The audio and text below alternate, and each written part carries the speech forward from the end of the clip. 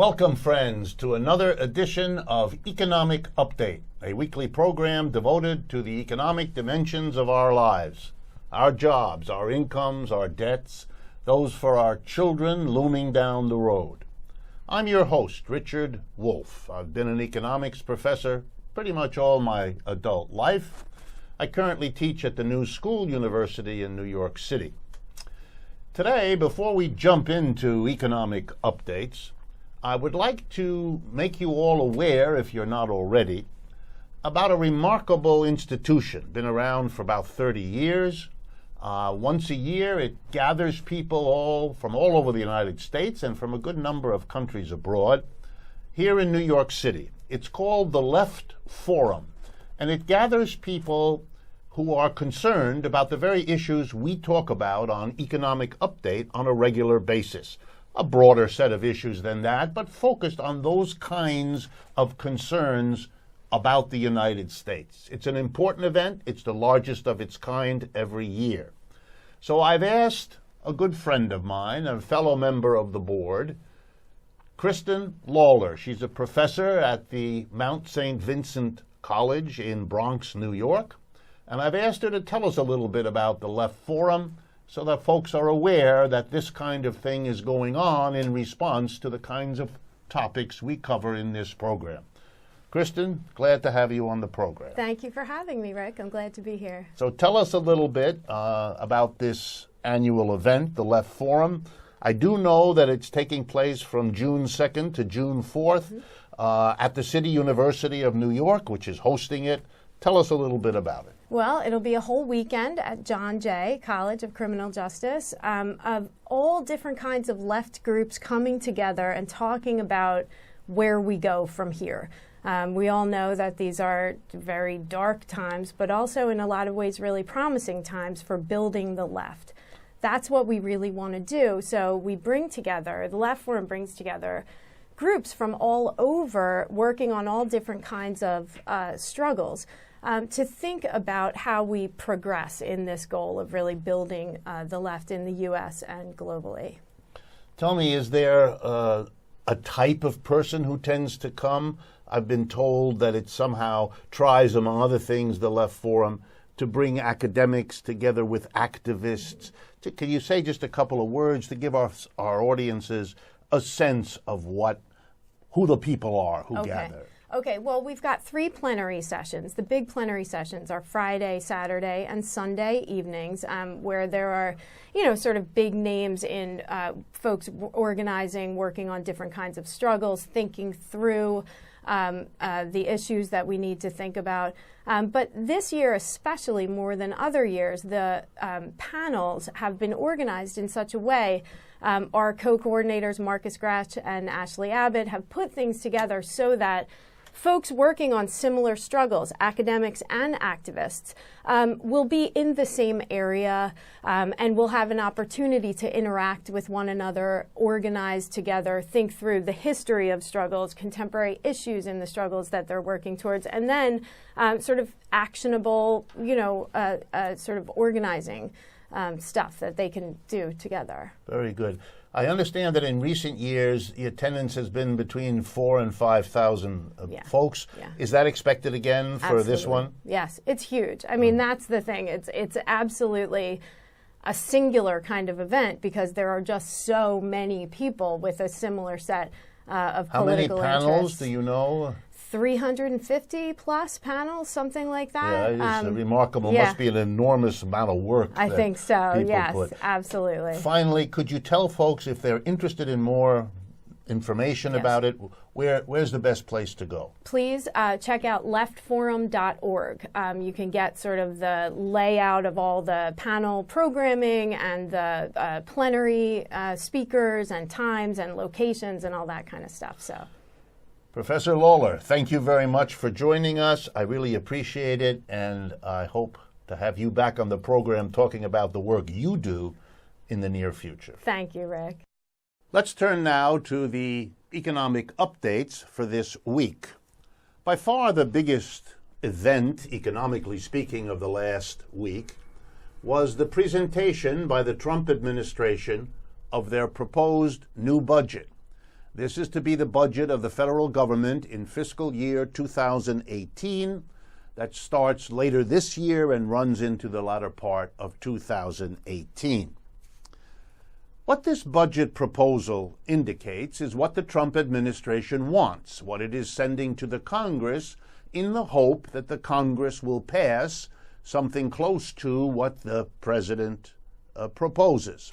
And so it's a good opportunity to see what the economic plans of the Trump administration are. I hasten to remind everyone that the Congress will debate it, and what the Congress finally passes may be more or less similar to what Trump has proposed, but at least we know where Trump is going and probably where the leadership of the Republican Party is going, since they work together on these things. Here's what this budget shows. First, that it's crystal clear what the major commitments of the Trump administration are. They are the traditional right-wing portion of the Republican Party's idea of what America should look like, economically speaking. The budget is full of proposals, as the Trump administration has made clear, to increase spending on defense and things related to defense, to cut taxes, particularly for corporations and wealthy people, and to deregulate private enterprises so they are free to make more decisions than they were free to make before, and to pay for the extra money for defense, and to pay what it costs to reduce the taxes of corporations and the rich. The budget proposes to slash all kinds of government programs. More slashes, bigger slashes than even Republicans in the past have dared to publicly advocate, except for the extreme right wing, whose budget this is. The largest single cut is to the Environmental Protection Agency. One has to smile here because last week was also a visit between President Trump and Pope Francis, during which Pope Francis, with much attention of the press, gave President Trump his statement on the enormous importance of protecting the environment. He gave that to a president whose new budget proposes a 31% cut, that's in 1 year, of the amount of money provided for environmental protection. The stunning contradiction couldn't be sharper. There are cuts to Medicaid, even though on more than one occasion during his campaign for president, President Trump said he wouldn't do that.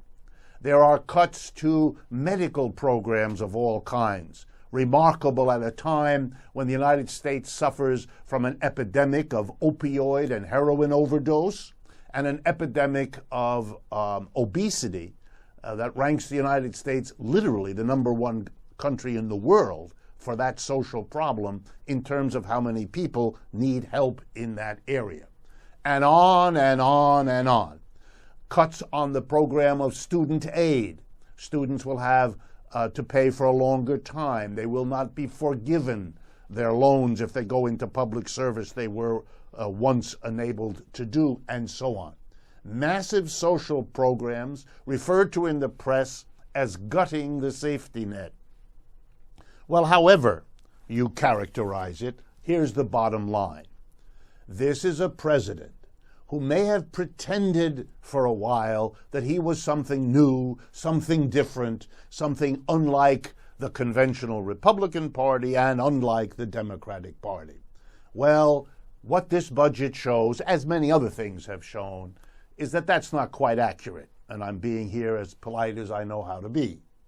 He is doing the old line, extreme right-wing Republican program.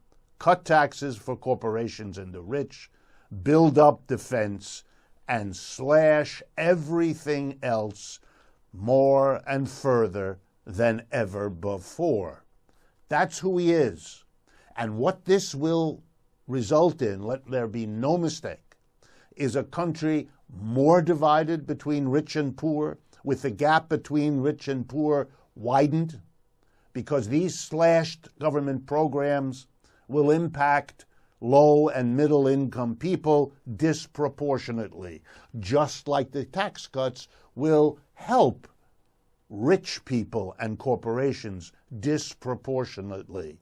We really seem, if this budget is to be taken seriously, a nation rushing headlong into an extreme inequality situation, which would be difficult for any society to sustain over the long run, but is doubly difficult for the United States because we have made such a point for the last 50 years that we are a country that gives everyone a chance at the American dream, in which everyone is a member of the middle class, or nearly so, etc., etc. You've built up a population to expect what you are now putting further and further out of reach. This is a society heading into very dangerous conditions and times.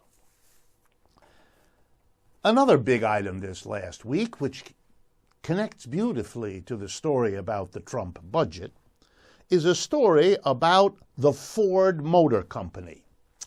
The Ford Motor Company, one of the giants of the American automobile industry, went through quite some turmoil this last week. They fired, the way this is handled was he resigned, Mark Fields, the CEO. This man had been brought in a mere 2.5 years ago in 2014. Over the less than 3 years that he's been at the helm of Ford Motor Company, its sales have shrunk, its stock price has gone down, and he collected, at least according to the news reports, in excess of $60 million compensation for these not even 3 years at the helm. He is accused by his critics of having made the wrong decisions and having therefore contributed, and so he's out. And a new fellow is coming in with all the praise and expectations that greeted Mark Fields 3 years ago when he was made the president of Ford Motor. Why am I interested in this? Why is this an important update? Well, there's several reasons. First, Ford Motor Company is an enormous part of the American economy. Ford Motor Company has an employee size of 200,000 employees, making it one of the largest companies in the country, if not in the world. Half of those employees are here in the United States. And as part of this shuffle of their leading executives, they also announced a 10% cut in their workforce. If 100,000 people in America, in the United States, are employed by Ford, which is what they say, and you're cutting 10%, we've just been told that 10,000 Americans are going to lose their jobs in the auto industry. That's 10,000 families whose breadwinners are going to be out of work. That's Lord knows how many communities that are not going to see the taxes or the spending of these unemployed workers, with all kinds of social effects on those communities. And at a time when President Trump says he's going to build up jobs for Americans, well, Ford Motor Company has made the decision not only not to build up jobs for Americans, but to take 10,000 away from Americans. Who made this decision? The board of directors of Ford Motor Company. 15 individuals who sit on the board have the power to hire and fire the CEO. They arranged for the resignation of Mark Fields, the current CEO, up until a few days ago. So let's be clear. A tiny number of people, 15 to be precise, had a meeting, made a decision to fire 10,000 American employees, putting them, their families, and their communities into all kinds of catastrophic difficulties. They decided to bring in a new leadership. They decided to take Ford Motor Company in a new direction. All of those decisions have enormous social impacts. We live in a society in which tens of thousands of people's lives can be altered. And if these decisions go through, millions will have different options than they had before for automobiles, for transportation. And we allow 15 people, they're not elected by the population, they are not accountable to the people whose lives they've destroyed. There's no democracy here at all. This is an autocracy. And as if to cap it off, since we're talking about the Ford Motor Company, you should understand that a major player in all of this is a member of the Ford family. And why is he in a position to make these decisions with other members of the board? Because he inherited shares from his parents. That kind of sounds like the kings of the old days, who were kings because their fathers had been kings and because their grandfathers had been kings. And you know, one of the reasons most societies in the world got rid of kingdoms and of monarchies was the absurdity of being governed by somebody who was in that position, not because of anything he or she did or of anything they contributed, just because they were born to one family rather than another. And you know something? What the Ford catastrophe shows us? Getting rid of monarchy in politics is kind of half a step to recognizing that we have monarchy in our business sector, in our corporate sector. Tiny groups of people, kings and their courtiers, are making social decisions without being socially accountable. Something to think about. Third item for today. I mentioned the opioid crisis, and a number of you have asked me to say a few words about it. I want to bring to your attention the scope of the epidemic of heroin and other opioid drug use in the United States. Let me give you an idea. Between 2002 and 2013, these were the best data I could come across with, heroin-related overdose deaths in the United States rose by 286%. In other words, from 2002 to 2013, that's 11 years, folks, the number of people dying from use of heroin tripled, or just nearly tripled. And I wanted to break down a little bit who is using on this scale. You might be surprised. Where is the increase coming from? Well, the majority users are males, but the growth over the last 11 years has been much faster, twice as fast among women than among men. We are becoming a unisex drugged population. Here's another thing. Over the last 11 years, use of opioids and heroin has fallen in the non-white part of the United States. Non-whites. It is the whites who are using much, much more. For example, over this period, white people alone increased their use over 114% in 11 years over what they were doing before. And the rest of the sad story. The poorer you are, the more you use these kinds of drugs. And likewise, the less insurance you have that you need to cope with this, the more likely you are to be a drug user. It could be coincidence that the economic decline of American capitalism before, but especially after 2008, it could be a coincidence that that decline hurt so many people, particularly white working class people who were impacted more strongly than they have in the past. The non-white parts of the population are all too familiar with economic instability in the United States as they bear the brunt most of the time. But it has now become so big, the economic decline of this country, and the inequality so enormous that white people cannot escape the same effects that have afflicted others. And here it shows up in drug use, in drug abuse, and in deaths from opioid drugs, many of which are sold by drug companies, and of course, illegal use of heroin. Next item. A remarkable story that got very little coverage in the United States.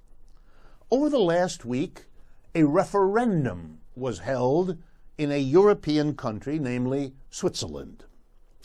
And it was pushed by petitions that were carried around by the Swiss people to get signatures of Swiss citizens.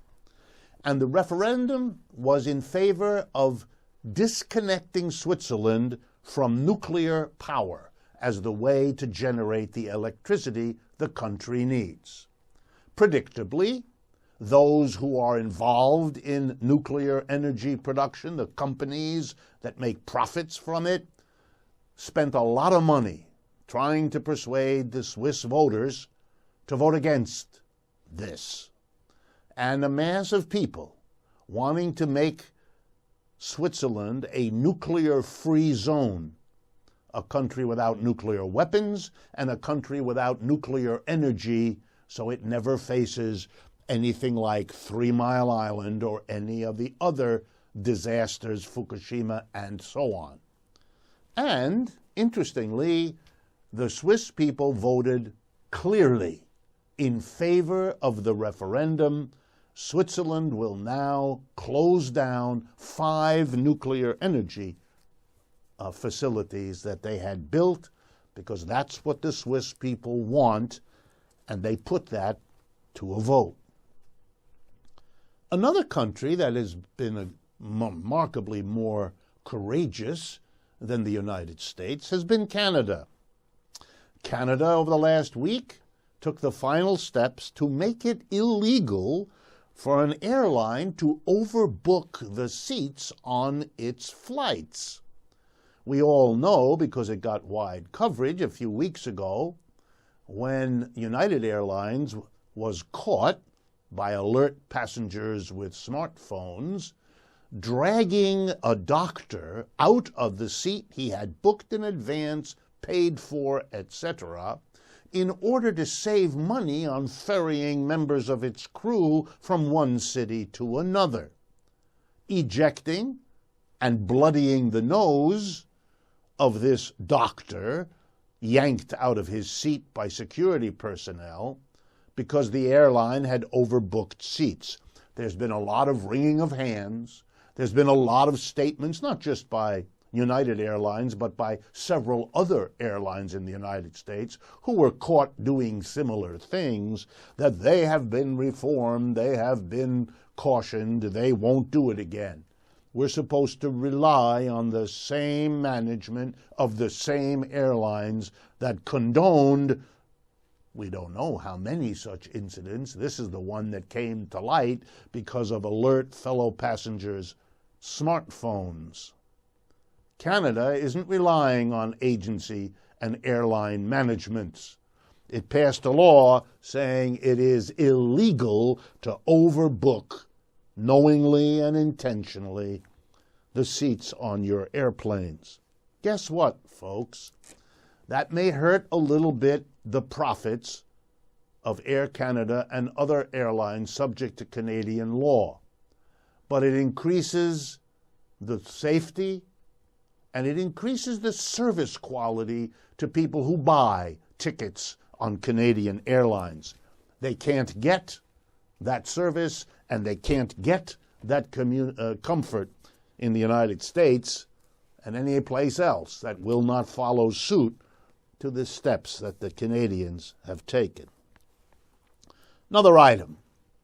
Treasury Secretary Mnuchin made it clear in statements this last week that earlier remarks by Trump and others that they were going to reinstate a version of the Glass-Steagall Act passed in the 1930s in the wake of the Great Depression then, They're not going to do that anymore. They've backed away from that, and that became pretty much official this last week with statements from Secretary of the Treasury Mnuchin.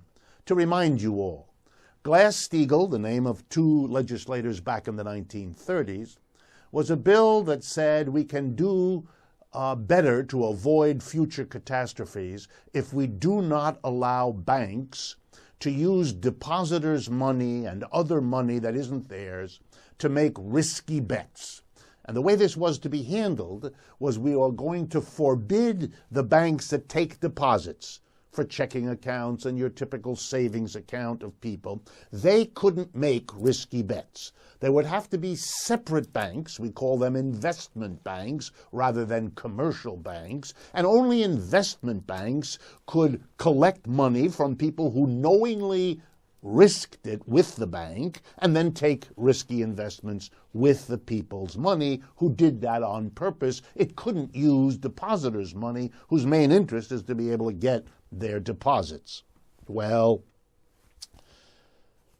this separation of commercial banking from investment banking was the law under Glass-Steagall from the middle 1930s until the end of the 1990s.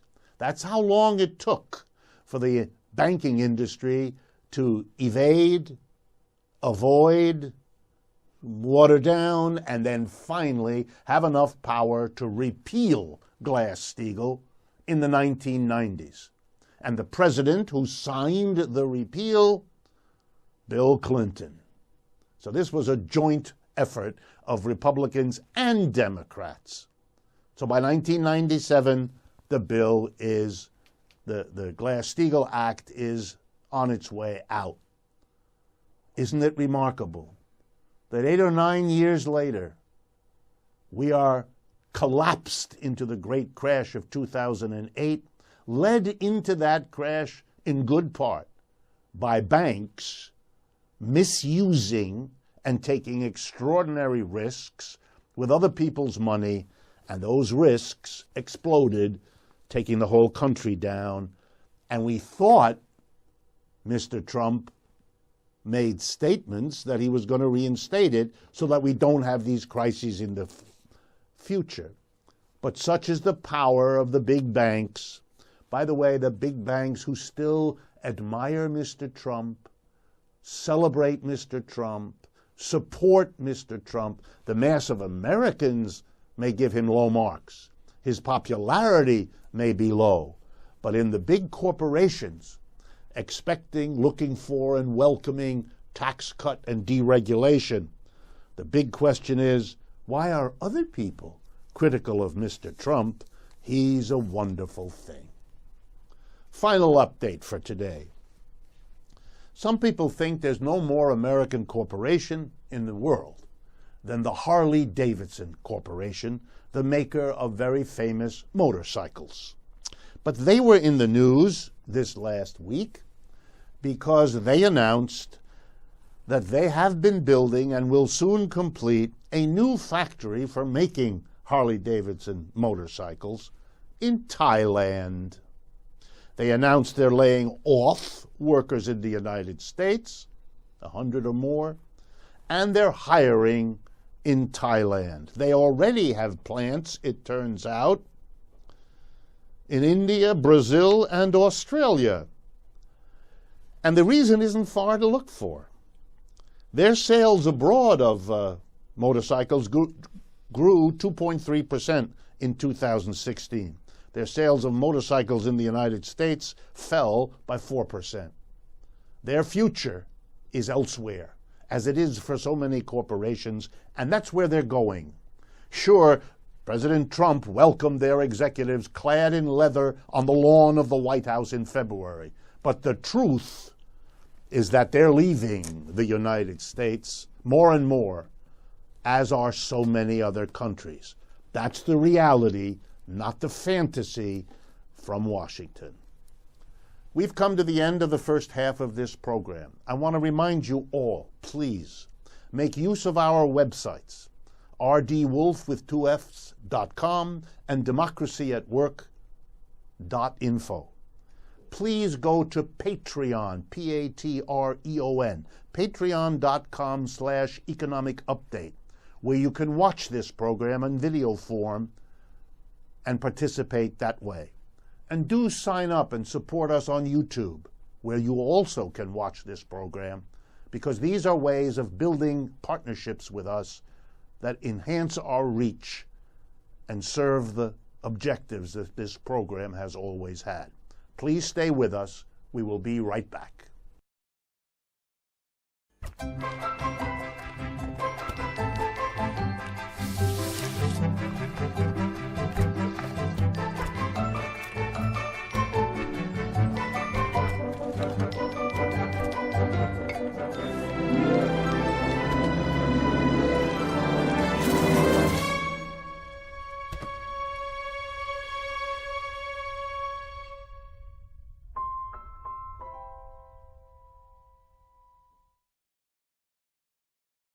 Welcome back, friends, to the second half of today's edition of Economic Update. I am very pleased to welcome back to these microphones, he's been here once before, John Curl. He's the author of a wonderful book called For All the People. It's a history of worker co-ops and other types of cooperation among working people in America from the early times of this country's history right down to the present. If you want a sense of what worker cooperation has been and why it's been an important part of this country's history from the beginning, you cannot do better than For All the People, John Curl, spelled C-U-R-L. John also worked for over 40 years in Heartwood, a cooperative wood shop in Berkeley, California. And he likewise served as a board member for the network of Bay Area worker cooperatives. So here's a person steeped in both the knowledge, the history, the theory, and the practicality of worker co-ops, and so I think he's remarkably positioned to talk to us about them. John, thank you very much for coming. Thank you for inviting me, Rick. All right, let's start, excuse me. You have worked for decades with in worker co-ops, with worker co-ops, building the worker co-op movement.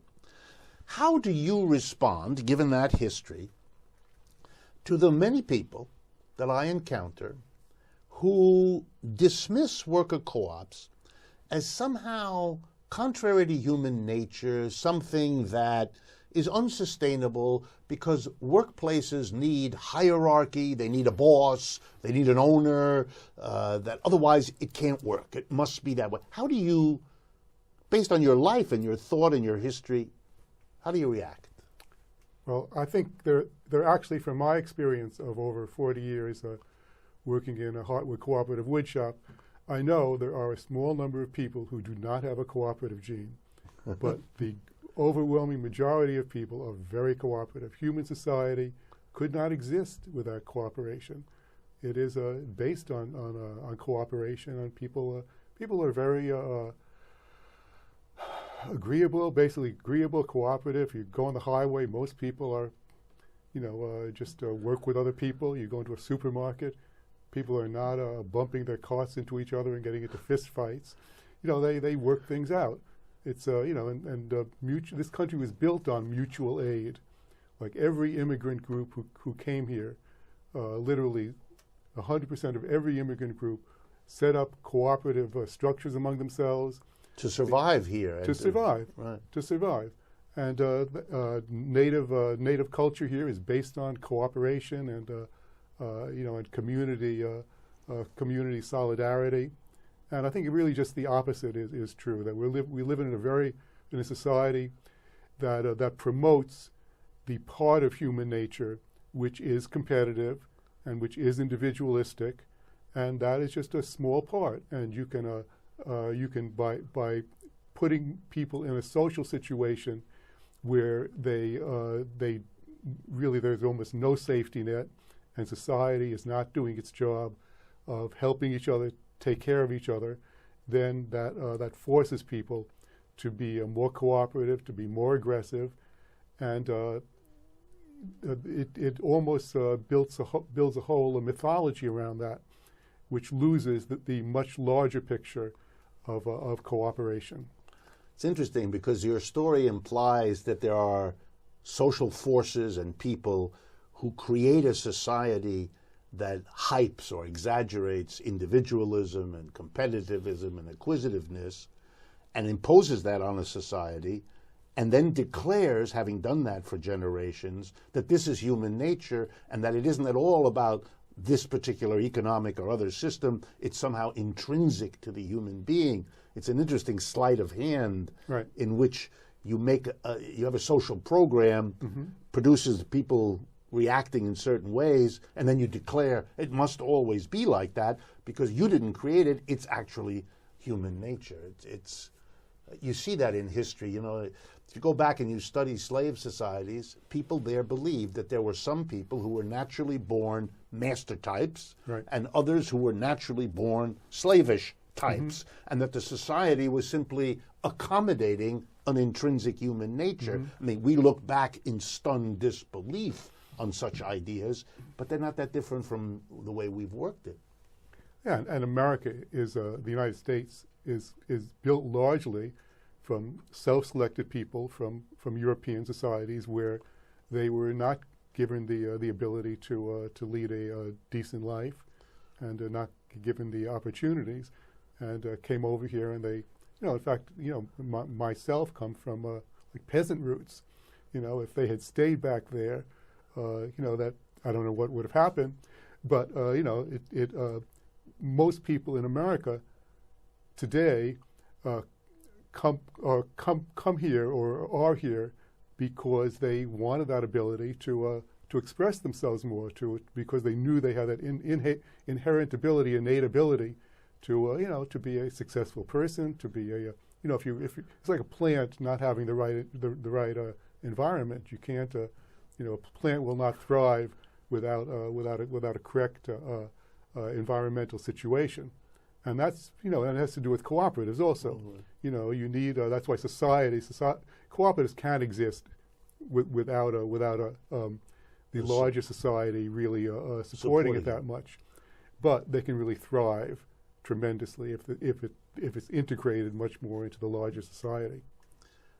Now, let me turn a little bit and ask you, since you've been involved in things like the network of Bay Area worker cooperatives, in other words, you're familiar with the community, one might say, of worker cooperatives. How has that changed in the United States, Canada, California, where you are? How have worker co-ops fared in the public consciousness and in terms of their very existence over the last few years? Is it a time of growth? Is it a time of shrinkage? How would you characterize it? No, this is a time of enormous growth, where it's partly based on people needing other people, need mutual aid in order to help each other survive, and it's also based on these failures of the larger society, that our society really is not geared to create a situation where people can thrive, and that people are thrown back on their own resources, and large numbers of people all over the country have turned to turning to other people, getting together with other people in similar situations, and creating structures in which they can help each other to elevate themselves economically and socially also, because cooperatives are not just an economic structure, they're also a social structure.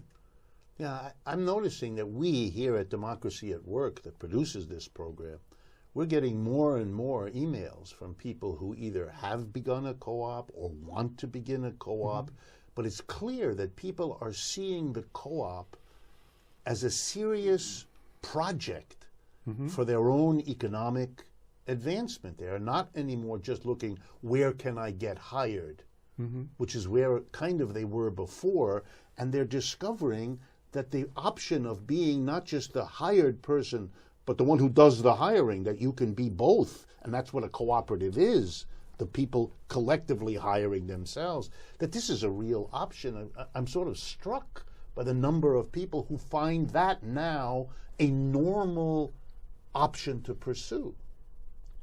Well, I think that it's connected with the situation where my parents and grandparents thought that if you got a job, that you could have a whole career there, and they would take care of you in your old age, and that doesn't exist anymore.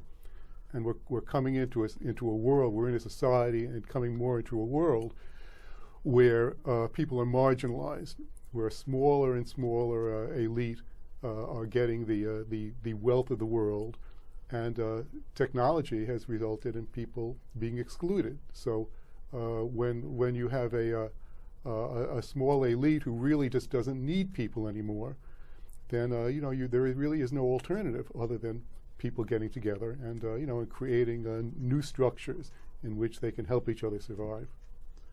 You have been active in struggles around indigenous communities, Native Americans.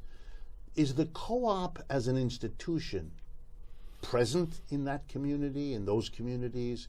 Is it an option that they are looking at with special interest? What's the relationship between indigenous people in the United States and the worker co-op? The basic connection are tribal enterprises. And it's kind of the equivalent of community enterprises, of social enterprises, where although there are worker cooperatives in Native America, the most prevalent form are tribal enterprises, and it's kind of the same thing. The group elects their leaders, and their leaders try to figure out how do we promote prosperity in our community. And it's through community enterprises, and there are distinctions between worker cooperatives as a group of people and inherently surrounded by just themselves, and actually they're not today just themselves because there are other organizations in the community which are connected, like in the Bay Area, the network of Bay Area worker cooperatives, most over about 60 worker cooperatives are members, and you get, certain benefits from being connected with. So they help each other in various ways. Yeah, they help each other. For example, if you're having some problem, problem with certain two individuals in your group are having problems, you can hook in with the network and get some intervention there. Yeah. There's numerous ways that people can help each other. Okay. Here's something that's concerned me for a long time. It upsets me, to be honest, that I enter into a conversation with someone about worker co-op as an alternative to the capitalist, hierarchical, top-down corporate model, and they listen to me politely. And then when they respond, I could immediately pick up that in their minds, a worker co-op is something that poor people should engage in, or that it makes sense for poor people to want that. In other words, it's a mechanism to help people get out of poverty, but they don't want it to be seen as an alternative to the conventional capitalist way of doing business. They don't want to see it as a social change. They want to see it as helping the Native American community or the African American community or some urban poor community. How do you find this issue? Does it arise in your work, and how do you deal with it? My reaction is that we're in a world where there's no end, there's no other side to that. In other words, we're not in a society where there's a small group of poor people who can be raised up and then everything is fine. It's a society in which enormous amount of poverty is structured into the society, so that the society, at least international capitalism, really has no interest in dealing with that, since everything is organized just to channel wealth into a small elite, and then they can be empowered with it. So so I would say that they don't understand, or they have just no experience. First of all, they have no experience with cooperatives, and they're also giving a false view of the world. the world is not it's not structured so that there is just a small group of poor people that you can help, and you raise them up. It's like the tide raises all boats. It doesn't raise all boats. And the world that we're in now, in my opinion, really, in order to make the world work for our grandchildren, and even to get through this century, we need to structure a different kind of economics for people that this economic system is not taken care of. And you see worker co-ops as central to that process. I see, absolutely. I think that really is the only solution.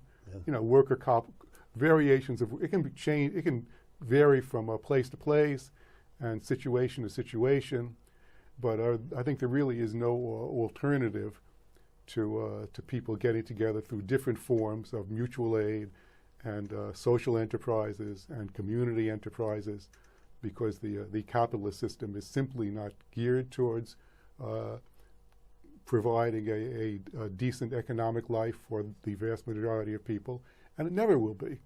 It's just not it's just not what it's not what it's geared for. It's not what it's organized for.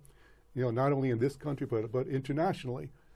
So I think many people all over the world, many millions of people are realizing that in order to have a livable world, we really have to reinvent the economic system, and that there is no alternative to doing that. That it's either an utter disaster that we don't even want to think about, or re-envisioning the possibilities of creating an economic system that does provide for people and is based on humanistic values of caring for people, based on community, and not based on simply individualism and competition and profit. Let me pick up on that. In the last election here in the United States, one candidate and only one of the two major parties, I'm not talking about the smaller parties where there were people who talked about worker co-ops, but among the major candidates, only Bernie Sanders had on his platform a few words. It wasn't much and it wasn't very concrete, but he gave a nod to worker co-ops as something that he would foster or support or encourage. None of the Republican candidates, including the President of the United States now, nor Mrs. Clinton, deigned even to do that. But that is a piece of evidence that there's something happening that a major party candidate, at least one, saw fit to give a nod to co-ops. Much more impressive is what Jeremy Corbyn in England has done, and that's what I want your reaction to. Jeremy Corbyn, the relatively new leader of the British Labour Party, the second party of Britain, took a position publicly and on paper that his party, if elected to become the next government of Great Britain, or whenever it would be elected, would pass a law basically to create a worker cooperative sector of the British economy. And the law's two key provisions, as I read it, were the following. First, that they would pass a law that said any existing enterprise in Britain currently could continue in the same form if it stayed the way it was now. But if it decided either to close itself, cease functioning, bankruptcy or something like that, or if it was thinking of selling itself to another company, or if it was thinking of becoming a public company that is issuing shares the way a stock company does, that it would have to give to its own workers something called the right of first refusal, namely that it would have to offer its own workers to sell the company to them, to be reorganized as a worker co-op. If the workers couldn't or wouldn't do it, then they would be free to do any of those other things, but they would have to give their own workers what's called the right of first refusal. And the second part of the law said that the way the workers could get the money to buy the company would be that the British government would lend it to them. That's an amazingly more developed notion of building a worker co-op, not in a small country and not in a particularly poor country, but in one of the hallmarks of world capitalism, because their problems in the minds of their second party, major party, are so severe along the lines of what you just said. They're basically saying our capitalist system can't do it for Britain. We need to develop, as a matter of policy of the government, to create what you earlier called that environment, that fertile soil within which a worker co-op could go. What's your reaction? That's tremendous. And and actually the United Nations a number of years ago, At a year of the co-op.